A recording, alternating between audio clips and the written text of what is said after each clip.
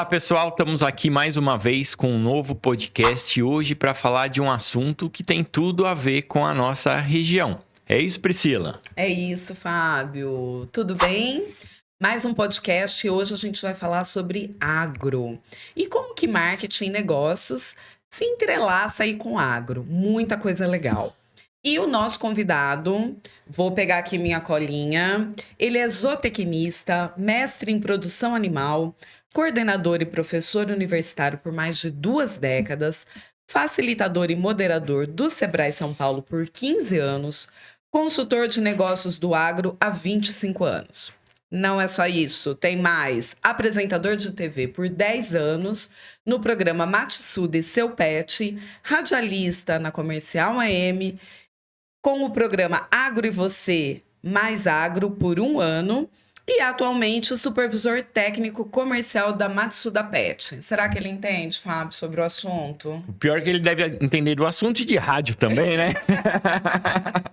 Seja bem-vindo, José Luiz de Lima Stolfi. Muito obrigada pela sua participação. Olá, eu que agradeço a oportunidade. É uma alegria estar na Jovem Pan. Confesso que na minha juventude e adolescência foi uma rádio que eu sempre ouvi lá em Jacarezinho, né, com a Jovem Pan de Ourinhos. Então, ter a oportunidade de estar aqui no programa de vocês falando desse assunto tão relevante, né, que é colocar o agro no seu devido lugar e principalmente ajudar os produtores e os empresários rurais a terem os seus produtos e serviços em destaque, é uma oportunidade ímpar.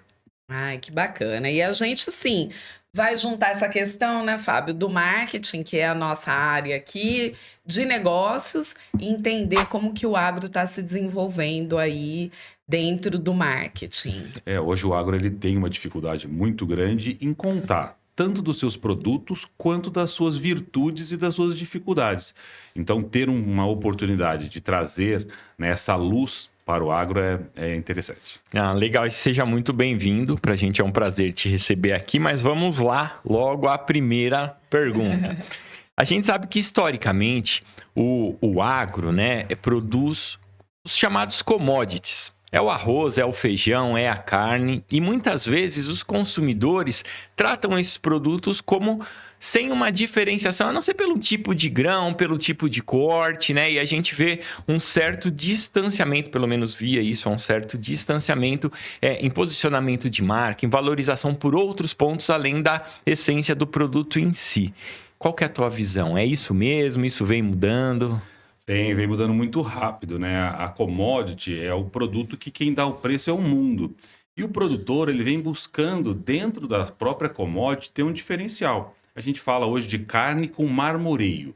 Então, é carne de Nelore, tudo bem, mas é carne de Nelore com um sistema de criação que tenha mais maciez ou que tenha mais sabor. Então, é uma carne que ganhou sobrenome, você tem uma boutique de carne, né? Você tem um arroz, né, que uma empresa busca um personagem, um artista, cria um slogan, né, faz um trabalho para que o seu sistema produtivo respeite o meio ambiente para poder se diferenciar. Então, a venda de commodity, quem vai definir o preço é o mundo. E aí o produtor ele acaba ficando no preço, nas variações de oferta e demanda. E se ele tem uma especialidade, se ele tem um produto com sobrenome, com cuidado, e aí sem o marketing, sem a boa divulgação, sem a criação, né, de um brand, de criação de uma marca, isso vai ser difícil acontecer. Então hoje os produtores vêm percebendo que eles precisam se destacar. E não tem nenhuma outra forma, né, como contar o que se faz, né, ter uma boa presença e uma boa comunicação. Eu sempre falo em sala de aula sobre Friboi, né? Sobre o mercado da carne. Que antes de Friboi, a carne era carne, né? Era o açougue, o supermercado, né? E a Friboi conseguiu dar marca, né? E depois dela, tantas outras vieram aí. Então, como a marca também agrega valor ao commodity, né? Muito, ela traz uma garantia para o consumidor. Aquele consumidor que vai buscar um determinado arroz, né? Vamos aqui ficar fazendo propaganda para as marcas, mas você vai e busca um arroz porque você sabe que o padrão de qualidade, que a quantidade de grãos quebrados, que a facilidade no consumo. Então, realmente, né, a criação de marcas fortes no agronegócio hoje é uma tendência. Tanto as pequenas propriedades hoje buscam um selo artesanal, um selo de produto, né, vindo da agricultura familiar, que também tem uma valorização, e as grandes marcas vêm criando cada vez mais as suas próprias marcas. Então hoje você vê grandes redes de supermercado com os seus produtos, terceirizando a fabricação e dando essa identidade que por muitos anos, talvez décadas, nós do agro deixamos. Era leite. Né? Hoje eu tenho leite tipo A2, né? Eu tenho carne com sabor ou carne com padrão de qualidade. Então é preciso que o agro também se comunique melhor, né? A gente passa por um momento assim, fantástico de mudança. Acho que nunca as mudanças foram tão rápidas. Então, se o agricultor, o pecuarista não olhar essa necessidade de se comunicar, de estar mais próximo ao seu cliente, criando as suas comunidades, criando as suas formas de mostrar quem é, ele vai cair na vala comum e ele vai virar uma commodity. E aí não É consegue. preço. É Aí, preço. aí é a briga por Oferta e preço. demandas, É. né? E não vamos ter aí nenhum grande diferencial. Ô Zé, e você acha que os agricultores, que os pecuaristas já se ligaram dessa importância? Porque, assim, é um mercado bastante conservador, né? Ou ainda tem aquela resistência, porque sempre fez dessa forma, né? O pecuarista tradicional, o agricultor tradicional, ele tem uma dificuldade muito grande em colocar dinheiro em algo que ele não vai ver no momento mais dinheiro. Se eu falar que eu vou colocar adubo, que vai virar planta, ele coloca. Agora, se eu falar que nós temos que identificar, que a gente tem que criar né, um Instagram, ou que a gente tem que criar uma marca, realmente o agricultor mais tradicional tem uma dificuldade. Mas as novas gerações vêm assumindo as fazendas, né? É um número muito grande de jovens, né, trazendo aí para dentro das famílias sistema de administração melhor, buscando novas informações, informatizando os processos, e aí fica um pouco mais fácil de trazer, né, as novas tecnologias para dentro do agro, e aquele que não o fizer, ele vai ficar fora. Então, se vai demorar um dia, se vai demorar 5 anos, caso a caso, e também, Priscila, de acordo com cada cadeia produtiva. Vamos dar o exemplo aqui de Presidente Prudente da Batatec, né, da batata doce. São produtores, são tradicionais, né, não são tão jovens, mas acordaram para a necessidade de falar sobre consumo de batata doce. E a gente tem aí há menos de 5 anos uma feira que possibilita aumentar o consumo, conhecermos mais sobre receita e, consequentemente, valorizar o produto. Então, a comunicação dentro do agro é uma demanda. E, principalmente, em mostrar para a população em geral que o agro não é esse criminoso em relação ao meio ambiente, né? Que as novas tecnologias não nos mais exigem grandes áreas abertas, utilizamos a água de uma maneira racional, reciclamos todos os agrotóxicos, as embalagens de agrotóxicos. Então, é preciso se comunicar e é preciso que o agro mostre realmente os seus potenciais, as suas habilidades, para que a população valorize um produto bem elaborado. Enquanto você vai falando, eu vou lembrando de alguns casos, né? Por exemplo, no seu discurso, a gente vê muito ainda uma valorização de produto, que sem dúvida é fundamental. Né? É que os produtos eles são facilmente copiáveis, né, em todos os segmentos, né? A gente acaba, pela melhoria genética, você é o especialista do assunto, se eu falar alguma besteira você pode me corrigir aqui sem problema algum, mas a gente vê que isso acaba sendo alcançado pelos concorrentes de uma forma relativamente rápida, mas a marca, né, e a marca ela é um ícone que traduz não só as melhorias do produto, mas também esses cuidados com produtividade, meio ambiente e tudo mais, acaba agregando muito valor. Uma marca que eu lembro que existe há muito tempo e que às vezes as pessoas não racionalizam é a maçã da Turma da Mônica. Né? Então você vê um monte de criança querendo uma maçã, é lógico que ela tem uma característica, é menorzinha, tem um sabor específico e tudo mais, tal, mas ela não é aquela maçã X, ela é a maçã Turma da Mônica, né? Como que você acha que proporcionalmente, né? Você disse que algumas empresas já estão colocando as marcas, mas proporcionalmente, quanto que eles já avançaram e quanto as empresas ainda têm a avançar, mas com marca, especificamente com marca? Olha, Fábio, precisa avançar muito, né? Hoje a gente, praticamente em hortifrutis, a gente tem pouquíssimas marcas, né? Vamos falar um pouquinho mais desse caso específico da maçã. Era uma maçã que não tinha padrão de mercado, porque todo mundo queria aquela maçã bonita, grande, né? E aí, por uma estratégia, por um desenvolvimento, né, um grupo de profissionais da área criou essa oportunidade. Então, se eu tenho uma maçã pequena, poxa, uma maçã pequena para um adulto, poxa, ele não vai se sentir satisfeito, mas, poxa, uma criança, trouxeram um personagem, embalaram pré-lavada, quer dizer, criaram dentro da marca um diferencial e hoje é um sucesso, né? A dona de casa prefere porque sabe que é de padrão, porque não precisa escolher, porque já está escolhida, já está higienizada e as crianças adoram um personagem. Então, com certeza, a produção de marcas, a criação de marcas é uma necessidade. Né, ter lá um tomate que eu não sei de onde vem, que eu não sei se usou herbicida, né, que respeitou o meio ambiente, se o funcionário teve, né, um cuidado com os EPIs, por exemplo. Agora, se você trabalha associado, né, a todo um contexto, que é a produção de uma marca, né, como é que ele se preocupa com o meio ambiente? Como é que ele se preocupa com os funcionários? E hoje o cliente, né, que tem um poder aquisitivo, né, tem às vezes uma instrução um pouco maior, ele busca, né? E aí como é que é essa embalagem? Ela ajuda, né? Ela vai conservar melhor o produto, ela consegue abrir e fechar, né? Hoje a gente vê embalagens, por exemplo, vamos falar no segmento PET, um alimento balanceado, que se ele ficar exposto às condições ambientais, ele vai se perder a qualidade. E aí eu tenho um ziplock, né, que não é nenhuma grande inovação, mas que é associado a uma embalagem permite que eu evite que o ar troque. E de repente é uma inovação no mercado pet, Sim. né? E o agro precisa olhar o seu lado, porque as inovações de embalagem, de serviços, né, de propostas, elas estão muito avançadas. Então o agro precisa sim acordar para esse momento, né? Tanto uma pequena propriedade que tem lá o seu mel ou que tem a sua fruta, precisa inovar em sistemas de comercialização, porque Priscila e Fábio e todos que nos acompanham, a grande dificuldade do pequeno produtor é a comercialização. E hoje acontece através de um centro de comercialização, e esse centro de comercialização há um grande atravessador que paga pouco, mas que paga.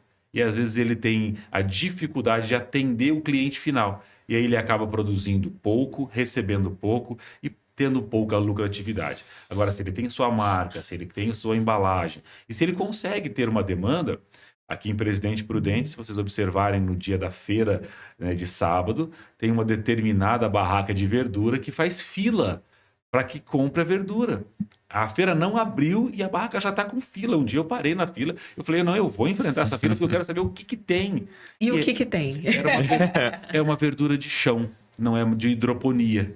E com isso ela tem uma durabilidade de geladeira um pouco melhor. E as pessoas mais tradicionais, que não se preocupam em comprar 2, 3 vezes por semana, que quer comprar para a semana toda, vão enfrentar a fila. Então é um diferencial. Mas, infelizmente, esse produtor não tem uma embalagem, não colocou pelo menos um banner na sua Kombi, né? E acaba sendo uma divulgação boca a boca, e ele poderia ter um preço melhor, ele poderia ter uma comercialização, né, durante a semana toda. Então, é preciso que o agro se aproxime dessas novas, nem dessas novas, mas se aproxime da comunicação, entenda esse novo momento e se adapte para que ele possa colocar os seus produtos de uma melhor forma para os seus clientes. Vai lá. Um mercado nessa linha aí que eu acho que assim tem muito a ser explorado. Eu até brinco com os alunos, vou brincar com o Fábio agora, quem sabe vira. Para nós irmos explorar é Bastos, né? Porque, assim, toda aula eu falo para os alunos, para toda a turma eu falo, qual marca de ovo você compra? Não temos, né? Não temos, não temos. é a A gente capital. compra pelo preço. A gente sabe que Bastos é a capital do ovo, mas... E a marca? E nem o tamanho, né? Às vezes você vai lá, compra um ovo lá de R$10, só que é o pequeno, né? E ele nem cobre a bandeja, o plástico nem cobre a bandeja, mas então não tem, né, o tamanho que é o ovo, como é que a galinha foi produzida. E hoje já aí eles falam, mas o que vai diferenciar? A forma de produção, né? Não sei, não é minha área, a sua, mas já vou, peraí que eu já vou pegar a informação aqui para o nosso negócio, Fábio.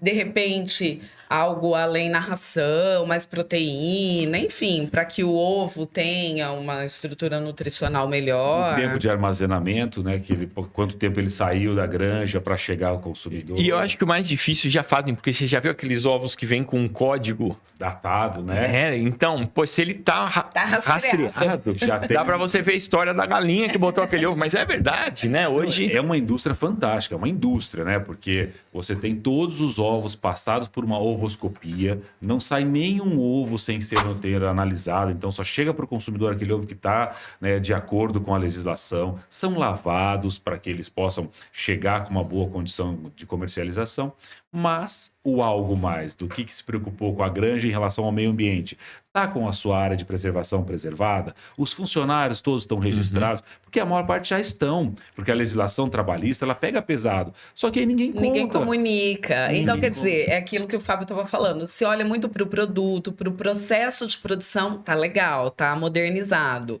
mas isso não chega à comunicação para o consumidor. Novos tipos de bandeja, talvez com menos ovos, talvez com mais ovos, né? Hoje o sistema de criação das galinhas free, né? As galinhas livres de gaiola, que começam a ter um ovo orgânico, um ovo natural. Como você citou, é possível colocar, por exemplo, um pouco mais de milho e a gema ficar mais amarelinha, como o ovo caipira que nós tínhamos lá no passado. Então é possível inúmeras inovações. E o consumidor, ele identifica, né? Se ele tem uma vantagem, né, um diferencial, ele paga mais por isso. Sim. Então, as indústrias elas estão perdendo uma oportunidade. A avicultura, com certeza, perde uma oportunidade, mas também, né, para que a gente também não só critique, né, essa cadeia, hoje a gente tem ovo líquido. Hoje a gente consegue comprar, por exemplo, né, uma boleira, uma doceira, consegue comprar o ovo líquido para fazer, para não ter que mais ficar quebrando ovos, né? Ovo em pó, né, já tem no me mercado. falaram esses dias do ovo em pó. É real? É real. Ou é uma farinhazinha? É uma grande quantidade de ovos, eles saem da granja com um problema de casca muito fina. E durante o processo de transporte e armazenagem, ele poderia comprometer todas os outros 359 ovos de uma caixa. Então, esses ovos são selecionados, não vão para o comércio e passam por uma indústria, onde há um processo de secagem, né, um spray dry, onde esse produto é retirado à água e você tem uma farinha de ovo riquíssima em proteína, riquíssima em energia e de fácil utilização. Hoje, muito utilizado na indústria animal, como ração, e também na indústria, principalmente alimentícia, né, onde para produzir 7 mil quilos de maionese, precisaria quebrar, né, algumas dezenas, algumas centenas de ovos, e hoje o ovo líquido ele cumpre esse papel. Mas, né, se a gente está aqui contando uma novidade, é que a indústria não conseguiu, né, ainda colocar isso para o consumidor final, e com certeza, né, hoje olhando o mercado americano, por exemplo, nós temos embalagem similar aos nossos lácteos, né, como se fosse um danoninho, como se fosse um iogurte, um omelete pronto, com bacon, com salsinha, né? Você abre, né, uma garrafinha e o ovo está pronto para ir para a frigideira, para você fazer uma omelete. Então, há um caminho muito grande de inovação nos produtos e vão precisar, com certeza, transformar esse produto em algo que o consumidor deseje, que é o grande objetivo. Atendendo a sua expectativa, fica todo mundo feliz. Sim, até para ser justo, na nossa conversa eu vou lembrando de algumas coisas, né? E tem uma marca que se chama Happy Eggs, que foi trabalhada por uma empresa, Ana Couto é o nome dessa agência, ela é especialista em branding e pode ter certeza que foi um trabalho com investimento muito alto, porque é uma empresa referência nacional, trabalha só com grandes marcas aqui. Então, existem empresas olhando para isso, só que isso não é uma realidade só das grandes empresas, né? Como o Zé estava falando, o pequeno produtor hoje tem acesso a uma mídia social e ele não precisa trabalhar a marca dele nacionalmente, ele pode trabalhar regionalmente, né? A gente estava falando de uma barraca na feira de Prudente que pode trabalhar aquele público daquela região, não precisa... Talvez ele plotasse a Kombi. Sim, exatamente. É um investimento pequeno, relativamente falando ao potencial de ganho. Lógico que tudo é investimento, não podemos sair por aí gastando qualquer dinheiro. Mas o resultado vem. E talvez R$1 a mais num pé de alface que vai durar mais na sua geladeira. As pessoas pagam. Né? E talvez... Então, a lucratividade compensa esse investimento, traz o retorno. É aquela nossa primeira fala, que muitas vezes ele olha o gasto. Não olha o que pode trazer, né? O que pode buscar com esses investimentos. E no caso dos ovos free, são pessoas que estão se preocupando com a qualidade de vida dos animais. Uhum. Querem que esses animais estejam num modelo de vida mais perto do que eles tinham na natureza. Uhum. E isso causa uma redução no potencial de produção, o que justifica o aumento do preço. Né? Os ovos tradicionais, que os animais estão em gaiola, a produtividade se dá em 95% de produção. E um ovo free, isso vai cair para 60%. Mas o consumidor, por ter um produto de melhor valor, um produto mais adaptado à sua fisiologia, à sua estrutura de vida, às suas opções, ele paga. Então, transforma esse investimento, com certeza, em algo rentável. O que é importante é a gente entender que o produto ele tem seus atributos, né, suas características, mas o consumidor tem os valores dele. Quando a gente fala de valor, é aquilo que é importante, né? E a gente precisa entender esse valor, entregar, e o consumidor, paga por esse produto porque está 100% aderido aos valores dele. E o agro ainda tem uma série de problemas, porque a gente tem algumas histórias, algumas falácias, né, que a gente tem o mito do hormônio em frango, né, que é um mito, né, não tem, a legislação não permite, é muito caro, então não é só porque o brasileiro, né, respeita a legislação, ele não coloca hormônio porque é caro. Você vender um frango, né, numa granja que o cara recebe centavos por frango terminado, o custo do hormônio é um absurdo. Mas, por o animal crescer rápido, que cresce rápido pela genética, por ter uma instalação adequada e por um ótimo manejo, o animal cresce rápido. Então, há uma hipótese que esse produto tem hormônio.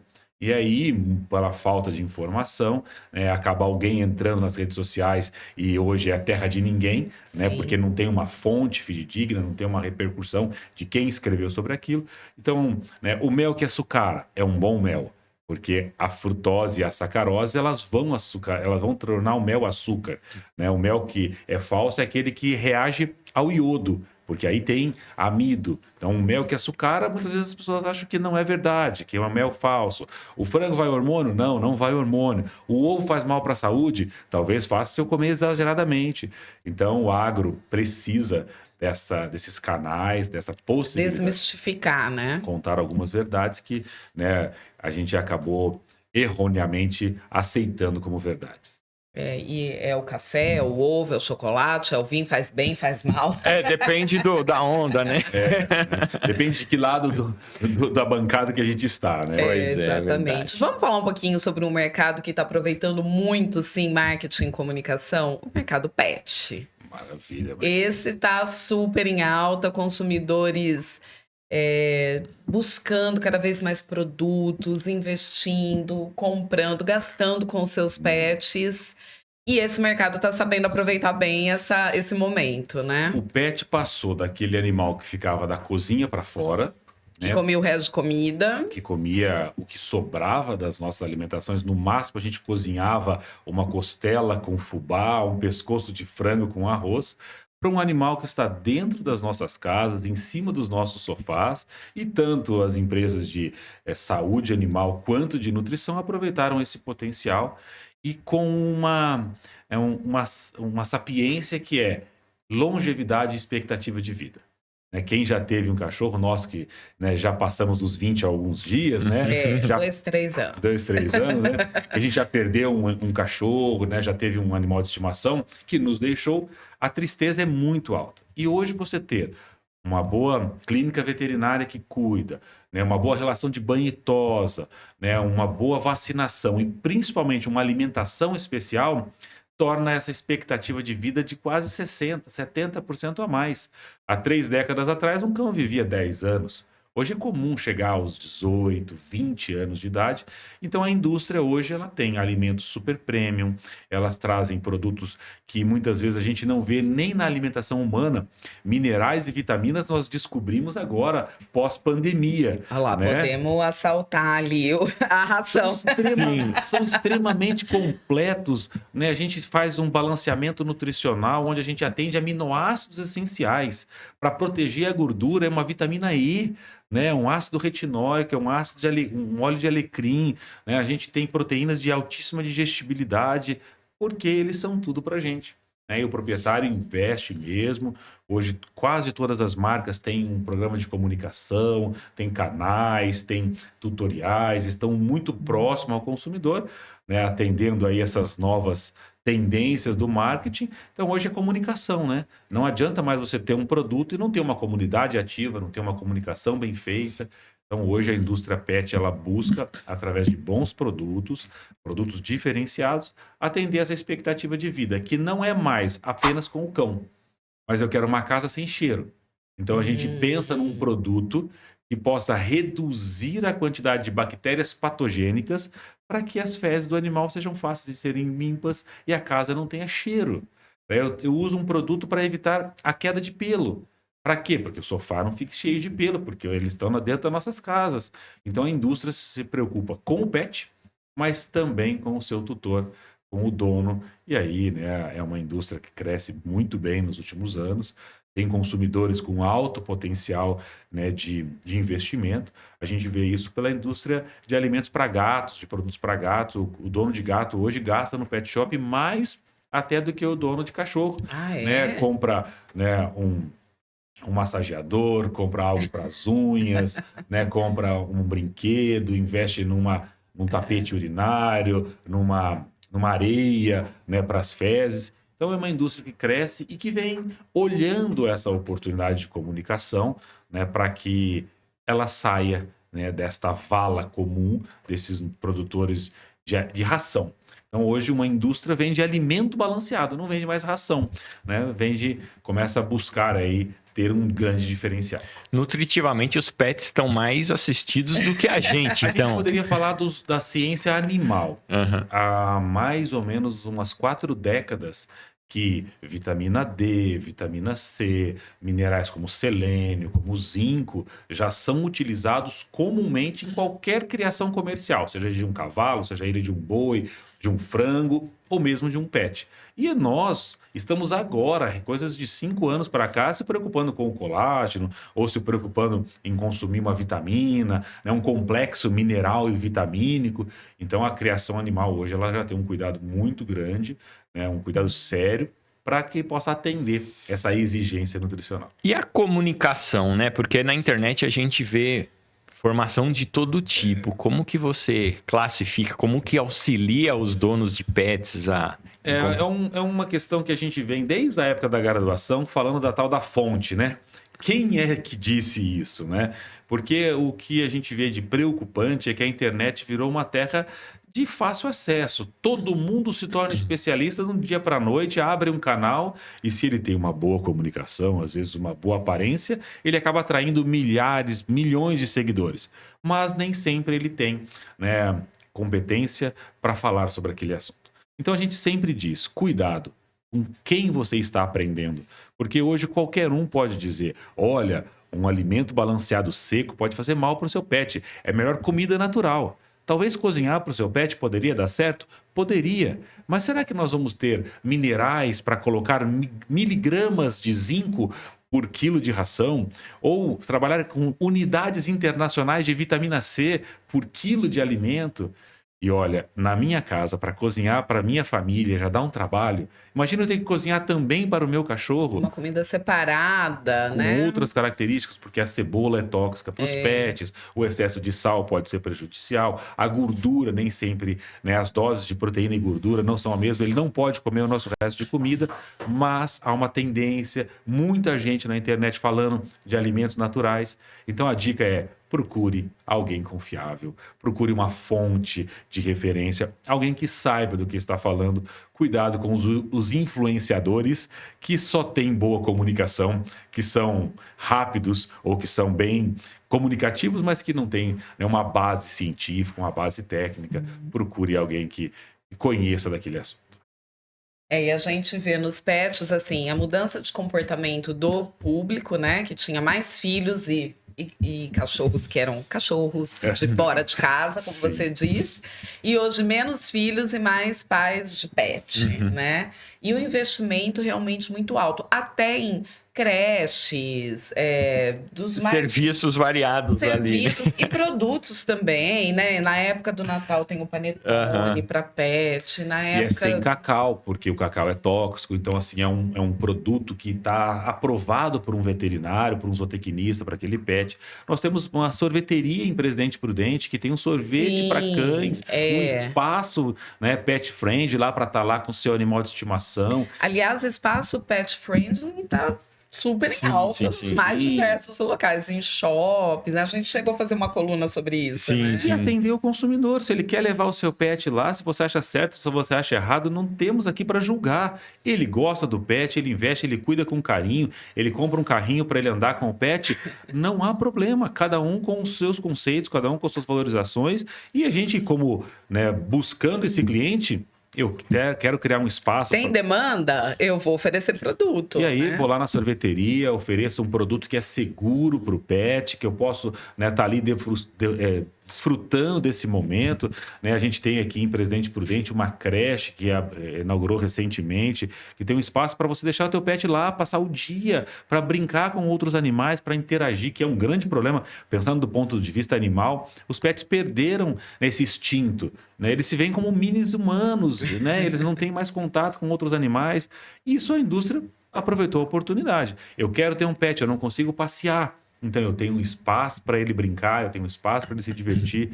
Isso é oportunidade de mercado e a gente fica muito contente quando a gente vê bons empreendedores, né, que analisam essas oportunidades e oferecem aquilo que a gente precisa e a gente vira cliente, né? Esse que é o bom para eles. Nesse momento, eu acho que vale a pena até a gente fazer um gancho com um público que não é o público direto do nosso podcast, mas são os outros empresários que atendem consumidores que têm uma relação com o pet. Né? A gente já viu, como a Priscila falou, o shopping se mobilizando, como você falou, Zé, sorveteria se mobilizando, mas será que no seu negócio, né, não tem uma oportunidade para receber o seu cliente com o pet dele? Será que isso não vai promover uma experiência positiva? Pode ser. Uma viagem, uma academia. Né? Eu fui procurado por um dono de academia esses dias, buscando investir, e eu falei, por que você não tem um espaço de atividade pet?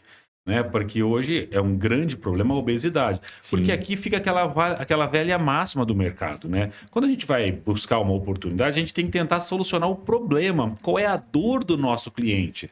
Né? E a gente tem hoje, no caso dos pets, um problema sério com obesidade. Uhum. Então, poxa, quantas coisas a gente tem de oportunidade, né? Pessoas, voltando para o agro, se preocupam com a saúde. Então, se eu tenho um pé de alface que foi produzido sem agrotóxico ou utilizando os agrotóxicos de uma maneira racional, né? Isso vai melhorar a saúde, vai diminuir os radicais livres.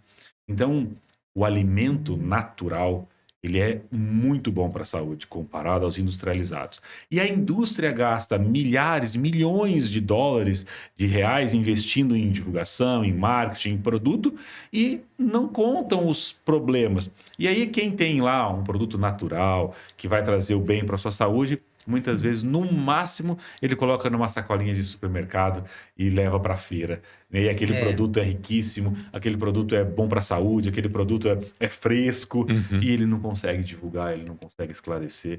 Então, falar de marketing para o agro, né? Alertar os proprietários, os empresários, o quanto que o consumidor valoriza.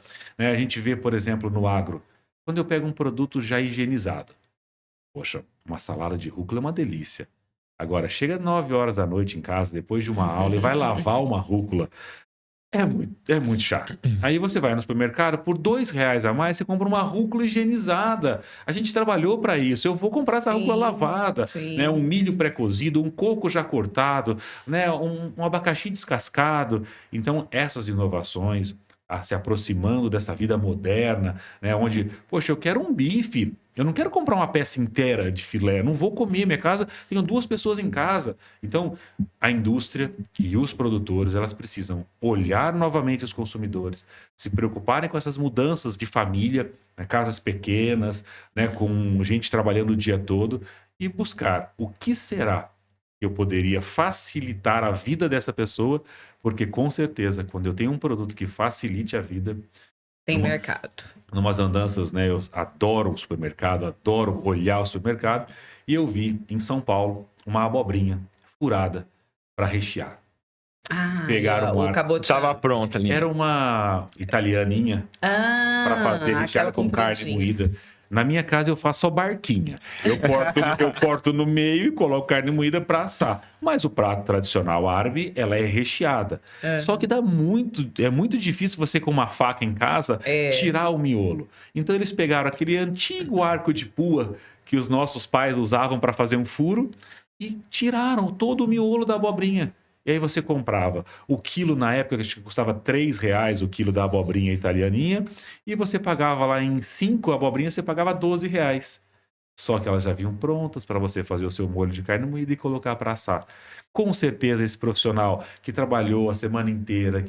Tem mercado, gente, tem. E aí, assim, pegando esse seu gancho, aí dá para a empresa ainda pegar o miolo e, de repente, fazer um outro produto com valor agregado. Perfeito. E aí a lucratividade dela é muito mais alta, né? Sabe outro exemplo de um produto que eu vi que eu achei fantástico e como você mesmo falou, Zé, sem nenhuma inovação, só uma boa sacada. Quando a gente comprou alface, vem ali 3 pés, mais ou menos, não é isso? Isso. O pacote no mercado tava com um pé de cada tipo. Tinha um liso, como é que chama o outro? Crespo e um roxo. Exato. Né? Então, assim, a salada fica muito mais atraente. Bonita, Né? E o que essa pessoa fez? Ela simplesmente colocou, ao invés dos 3 iguais, 3 diferentes. E nem tava mais caro, porque também o alface era praticamente tudo o mesmo preço. Então, ela só fez esse mix e, pra mim, eu achei uma super sacada. E nunca mais achei esse produto no mercado. E aí você sai da commodity, porque deixa de ser o mesmo produto. É o mesmo produto, mas tem um diferencial.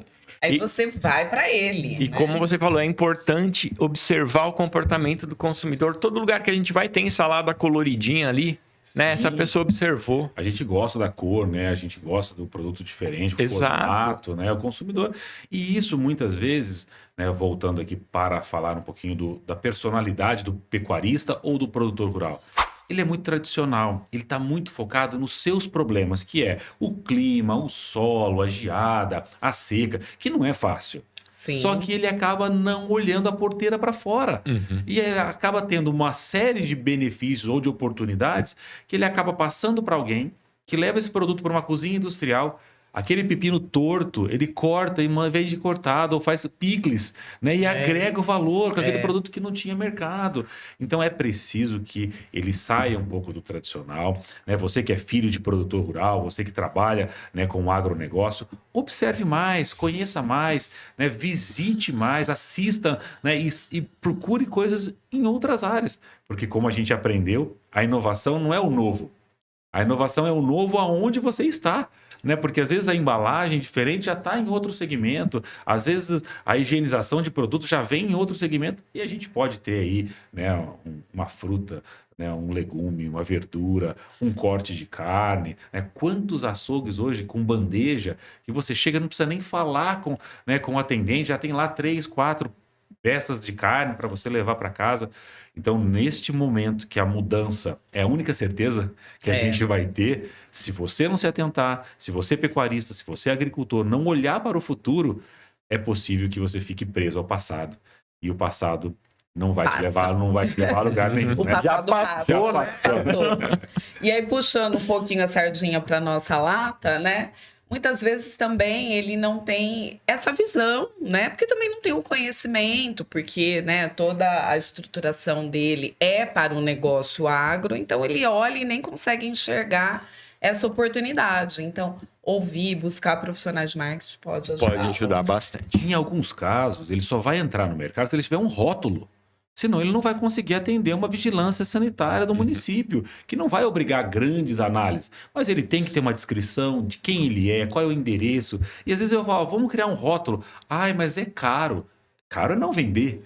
Né? Exatamente. Caro é deixar o produto preso lá, né? Ou tá fora. Que muitas vezes é perecível, que vai perder o produto, né? E ele vende muitas vezes de uma maneira informal, para não dizer ilegal. Porque ele não está registrado, ele não tem um registro, porque ele não tem um rótulo, porque ele não tem uma análise química do produto. Então é preciso que, neste momento, ele se aproxime do consumidor que está à sua volta, né, que está dentro da sua cidade e não queira muitas vezes atender lá em São Paulo para mandar por um caminhão com frete. Isso é uma dificuldade muito grande que a gente tem. São produtos que passam mais tempo nas estradas do que nas gôndolas. Eles são muitas vezes produzidos aqui, vamos dizer, em Tarabai, vai para São Paulo, aí o supermercado B, né, supermercado A, compra, vai para sua central de distribuição em Cândido Mota e vem para a loja aqui em Presidente Prudente. Né? Ele fez um tour, o produto fez um Priscila, tour. é um absurdo, mas o produto anda 1.000 quilômetros e o produtor está a 40 quilômetros do supermercado. Então, se ele tivesse um produto com qualidade, em quantidade e principalmente com regularidade, a gente brinca no agro que é o QQR, quantidade, qualidade e regularidade. Porque o supermercado ele não quer comprar hoje batata de um produtor. Ele quer comprar batata o ano inteiro, que ele faz no Ceasa. E às vezes esse produtor, por estar sozinho, né, por não ter um apoio de um profissional de agronomia, não conseguir colocar uma marca ou ter um produto diferenciado para poder valorizar o frete. Ah, mas é caro trazer no supermercado. É caro se você entregar a batata a R$1. Mas se você entregar a 3, com certeza vai pagar o seu frete. Então essas mudanças, elas vão exigir, né, que esse público do agro se atente, né, ao quanto o mundo inovou e ele precisa abrir, né, os seus olhos para comercialização. E para comercializar, ele tem que ter marca, ele tem que ter rótulo, ele tem que ter um posicionamento de mercado. Então é muito relevante falar de marketing dentro do agronegócio. Nossa, arrasou. Muito bom, né? Muito bom, fechou. Fechou chave de ouro. Ai, muito legal ter a sua presença aqui. Acho que foi muito esclarecedor, assim, a quantidade de oportunidades que existe aí de crescimento dessa junção, negócios, marketing e agro. E acho que para a nossa região isso é extremamente relevante. Muito obrigada. Priscila, eu que agradeço a oportunidade. E assim, ninguém está pedindo para você, produtor, criar uma embalagem, registrar um produto. Mas se você fizer um adesivo para você colocar nas suas bananas, né, que saiba de quem é, e aí quando ele comeu e gostou, ele vai lembrar, é aquela banana que tinha um adesivo. Não é um grande investimento, né, que você precisa criar gastar milhões, mas que o consumidor que gostou do seu produto possa identificá-lo novamente na gôndola. Buscar por você, né? Porque senão vai ser normalmente uma banana. Exatamente. Não vai ser a banana da agropecuária tal, ou a batata doce daquela agropecuária. Então, procure inovar, procure bons profissionais, invista em algo mais do que a produção. Eu faço aqui, né, uma menção honrosa aos pecuaristas, aos agricultores, porque têm, né, uma habilidade, uma competência muito grande em produzir. E Isso. agora faça um desafio, que vocês possam produzir e comercializar com lucratividade. E sem a comunicação, sem o desenvolvimento de produto e marca, isso fica muito difícil. Legal. Acho que a gente nem vai precisar fazer o encerramento, porque o Zé já fez com maestria, né? É. Mas obrigado mais uma vez por sua presença. Agradeço aqui a Jovem Pan, agradeço vocês, meus colegas de docência. Deixo aqui o parabéns aqui pela data. E numa próxima oportunidade a gente retorna aqui amanhã. Muito obrigado. Até a próxima. Até mais. Tchau, tchau.